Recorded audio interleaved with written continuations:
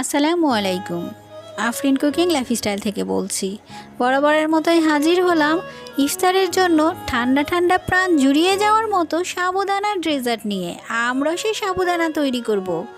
এতটাই সহজ যে কেউ করে নিতে পারবেন। চলুন মূল প্রসেসে চলে যাই। আমরসে সাবুদানা করার জন্য আম বাছাই করতে হবে পাকা আর মিষ্টি আম। আমটাকে ভালো করে ধুয়ে খোসা ছাড়িয়ে নেবেন। তারপরে আমটাকে এভাবে কেটে আটি থেকে আলাদা করে নেবেন।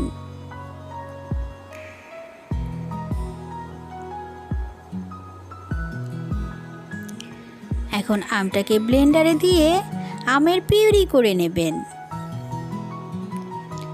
একটা হাঁড়িতে 2 কাপ লিকুইড দুধ দিয়ে দেবেন। দুধটা খুব ভালো করে বলকে নেবেন।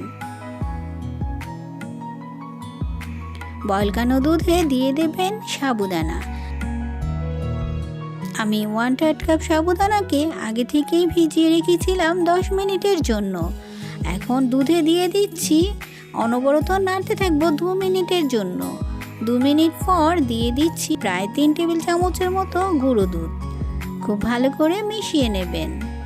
এরপরে দিয়ে দিলাম চিনি 3 টেবিল চামচ। চাইলে আপনারা বাড়িয়ে কমিয়ে দিতে পারেন।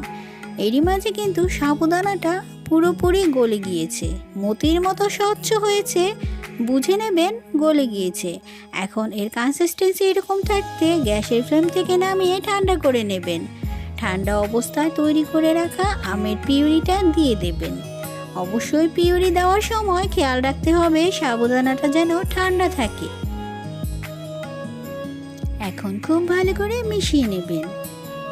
ছোট ছোট টুকরো করে রাখা আমগুলোকে দিয়ে দেবেন। ফ্রিজে রেখে ঠান্ডা ঠান্ডা পরিবেশন করবেন। আশা করি ইফতারে এই আমরসের সাবুদানা আপনাদের প্রাণ জুড়িয়ে দেবে। যদি ভিডিও ভালো লাগে একটা লাইক দিয়ে দেবেন। চ্যানেলে নতুন হলে চাইলে সাবস্ক্রাইব করে পাশে থেকে যেতে পারেন। সবাই খুব ভালো থাকবেন। আবার হাজির হয়ে যাব রেসিপি নিয়ে। আল্লাহ হাফেজ।